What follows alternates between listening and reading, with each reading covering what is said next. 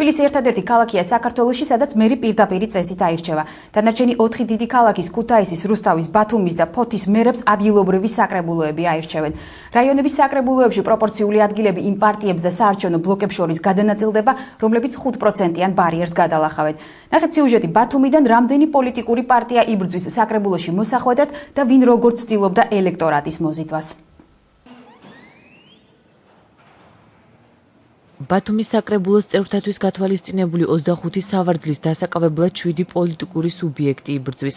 4 პარტიამ და 3 პოლიტიკურმა გაერთიანებამ წარმომადგენლობით ორგანოში მოსახვედრად ამომრჩევლის წინაშე 55 მაჟორიტარი კანდიდატი წარადგინა, ხოლო პარტიულ სიაში მყოფთა საერთო რაოდენობა 137-ია. საკრებულოში მოხვედრის სურვის ყველა კანდიდატი გამოთქვამს მათი წინასაარჩევნო პროგრამები მოსახლეობის სოციალურ-ეკონომიკური მდგომარეობის გაუმჯობესებაზეა გათვლილი. მართველი პარტია 30 მაისის შემდეგ აღმშენებლობის პროცესის გაგრძელებას, ხოლო ალიანსის საქართველოსთვის პოზიტიური ცვლილებების განხორციელებას გეგმავს. ის რაც გაკეთდა და მოწესრიგდა ჩვენ ქალაქში აუცილებლად იყო საჭირო და კარგია რომ არის დაწყებული, თუმცა ამას აუცილებლად ჭირდება გაგრძელება და ზუსტად ამიტომ ვცნობთ, რომ ეს გასაკეთებელი კიდევ ბევრია, არ ნიშნავს იმას, რომ რაღაცა უბრალოდ სლოგანი არის. მართლა რეალურად ძალიან ბევრი გვაქვს ჩვენ კიდევ ბათუმის სამუშაო.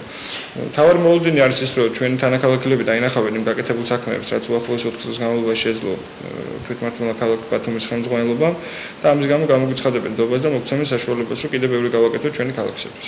ჩემი აზრით, მოსახლეობამ ძალიან კარგად გაიგო, რაც ყველაზე მთავარი არის ჩვენი პროგრამის მთავარი პრინციპები, ამოსავალი წერტილი რაც არის, ეს არის ჯანდაცვა, ეს არის ორიენტირება ადამიანზე, ორიენტირება თითოეულ პიროვნებაზე, ასე ვთქვათ, ბუნებრივია ეს მოსახლეობის მხრიდან იქნება აღქმული პოზიტიურად და ჩვენ ძალიან სერიოზული მონოდინები გვაქვს. მაჟორიტარული და პროპორციული სიით წარდგენილი კანდიდატები წინასაარჩევნო პერიოდში ხმების მოპოვებას ძირითადად მოსახლეობასთან შეხვედრითა და დაპირებებით ცდილობენ. არასამთავრობო ორგანიზაცია დემოკრატიის ინსტიტუტი კანდიდატებს პოლიტიკურ კულტურას უწონებს და აცხადებს, რომ მათი დაპირებები თვითმმართველობის კომპეტენციას სცილდება. გენო გელაძის აზრით, ახალი მოწვევის საკრებულო ამჟამინდელთან შედარებით ნაკლებად აქტიური იქნება. იმის გამო, რომ ჩვენ დამოუკიდებლად ვართ თვითმმართველობა, ბუნებრივია, რომ ჩვენ ვირჩევთ ამ შემთხვევაში არა ადგილობრივ მმართველებს, არამედ ტექნიკურ შემსრულებლებს. ესე ვიტყოდი. რამე თუ კი ფული წამოვა და თანხები გადმოირიცხება ცენტრალური ბიუჯეტიდან ტრანსფერების სხვადასხვა ფორმების საშუალებით. გამოდის რომ ადგილობრივი ხელმძღვანელები ამას ტექნიკურად ასრულებენ და არა მართავენ ქალაქს, ესე რომ ვთქვათ. მარტივ მაგალითს გეტყვით, რომ ჩვენი არჩეული მაჟორიტარები და პარტიული სიით გასული დეპუტატები თუ კი მათ ადგილობრივი შემოსავლებით არ ექნებათ თანხის ლავირების საშუალება და ისინი მოახდენენ მხოლოდ ფორმალურ დამტკიცებას იმ ცენტრალური ბიუჯეტიდან გადმოირიცხული თანხების, რასაც წინასწარ მიზნობრიობა გააჩნია. მაშინ ამას დაპირებას დიდი აზრი აქვს, მოდი სიმართლე რომ ვთქვათ. ანუ გამოდის რომ ისინი ეკონომიკური დამოუკიდებლობის არარსებობის გამო პოლიტიკურ ამინს ვერ ქმნიან რეგიონში.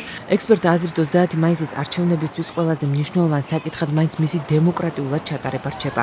ექსპერტები ამ ეტაპისათვის რაიმე კონკრეტული პროგნოზის გაკეთებისაგან თავს იკავებენ, რადგანაც არჩევანს მოსახლეობა აკეთებს, თუმცა დასცენენ, რომ ოპოზიციის თაქსაქსვა მართველი გუნდი გააძლიერა. საზოგადოების მთავარი დაკვეთა არის, რომ ხელისუფლების შეცვლა, ანუ თვითონ არჩევნები ჩადარეს ელემენტარულად, სამართლიანად იყოს წინ გაადგმული ნაბიჯი, როგორც თქვით. რაც შეეხება ექსპერტების მოლოდინის, მე ვიტყოდი, რომ ბუნებრივია დღევანდელ კონსტელაციაში თბილისში და განსაკუთრებით რეგიონში მე ხალხს გავუსვამდი, მართველი პარტიას ფავორიზებული მდგომარეობა უკავია, იქიდან გამომდინარე, რომ ოპოზიციურ ასპექტთან ვერ მოახერხა გაერთიანება და ვერ წარმოადგინა თავის ერთიანი ხედვა, ეს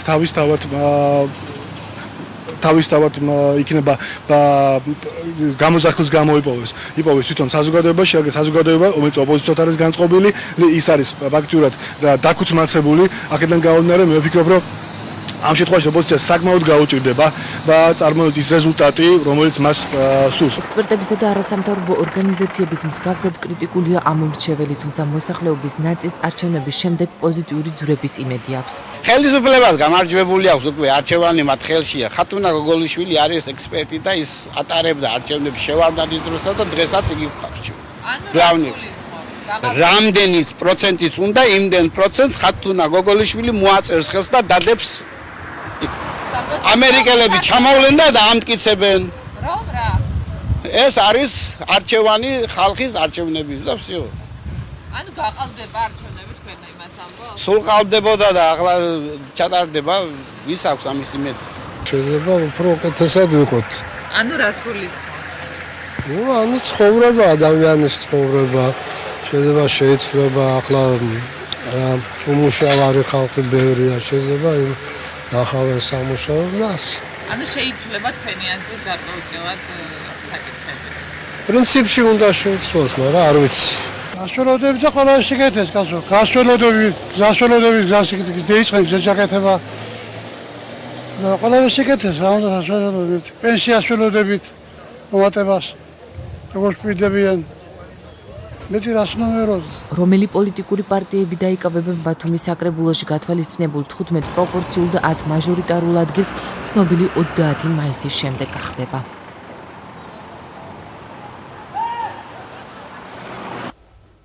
როგორ აფასებენ ფოთოლები ქალაქის უკვე ძველი საკრებულოს მუშაობას და რა მოლოდინები აქვთ ფოთის საკრებულოში მოსახვედრად უმეტესად ძველი სახეები იბრძვიან ასე რომ ფოთოლებს არჩევანის გაკეთება არ უნდა გასჭიროებოდათ რა გაუკეთებიათ ქალაქისთვის და რამდენად რეალური დაპირებები მისცეს საკუთარ ამომრჩეველს მეცხრე ტალღის ჟურნალისტების სიუჟეტი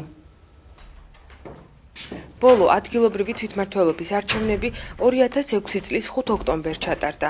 ფოთიდან მასში მონაწილეობდა 6 პარტია: თოფაძე მრეწველები, საქართველოს ლეიბორისტული პარტია, შალვა ნათელაშვილი, ნაციონალური მოძრაობა, სალომე ზურაბიშვილი, საქართველოს გზა და ბლოკი დავითაშვილი, ხიდაშელი, ბერძენიშვილი. არჩევნების შემდეგ საკრებულოს მანდატი 14-მა ნაციონალმა და 1-მა ოპოზიციონერმა მოიპოვა. ბლოკიდან დავითაშვილი, ხიდაშელი, ბერძენიშვილი. მოსახლეობა წინა საკრებულოს მუშაობას სხვადასხვაგვარად აფასებს. შეჯერებით ყველაფერი კარგადაა. კარგია. ყველაფერს კარგად აკეთებენ, როგორც წესრიგი და რიგია ეს. არა, მაინც არ ვიცი. ყველას მიმართ დობაბას დაკარგული. ახალგაზრდა მთავრობაზე ხო საერთოდ ლაპარაკზე მეტი. დადებითად. არაფერი არ ვიცი ბები, არ კითხულობ არაფერს. იმიტომ არაფერი ჩვენთვის არ არის. ფოთში მოქმედი ოპოზიცია მიიჩნევს, რომ წინა საკრებულოს ფოთისთვის მნიშვნელოვანი არაფერი უკეთებია. ისინი საკრებულოში მოხვედრის შემთხვევაში ამომრჩევლებს ბევრ სიახლეს პირდებიან. ეს იყო ერთ-ერთი ყველაზე არაფლის მთქმელი საკრებულო, ვინაიდან არაფერი კონკრეტულად ღირებული ქალაქისათვის არ გაუკეთებიათ აბსოლუტურად, იყვნენ მხოლოდ დამოკიდებული რაღაც მითითებებზე, რომელსაც იძლეოდა სამხარეო ადმინისტრაცია, მერია და აი ამ მითითებებს ისინი პირნათლად ასრულებდნენ. ძირითადად ნაციონალური მოძრაობით იყო დაკომპლექტებული ჩვენი წინა საკრებულო. ერთ თვეში ერთხელ ერთი სტომაზოჩი ვერ ჩაატარებს საკრებულო, ის საკრებულო მგონი არაფერს მაქნისი არ იქნება. 2010 წლის 30 მაისის თვითმმართველობის არჩევნებში წინა საკრებულოდან ნაციონალური მოძრაობის პარტიული სიის ათეულში 4, მაჟორიტარად კი 1 წევრი იყრის კენს, ხოლო წინა საკრებულოს ერთადერთი ოპოზიციონერი, რომელიც მაშინ საკრებულოში მოხვდა ბლოკიდან დავითაშვილი, ხიდაშელი, ბერძენიშვილი, ახლა კენს იყრის ბლოკიდან თოფაძე მრეწველები. მოსახლეობა არჩევნების შედეგების და საარჩევნო დაპირებების შესრულების მოლოდინშია.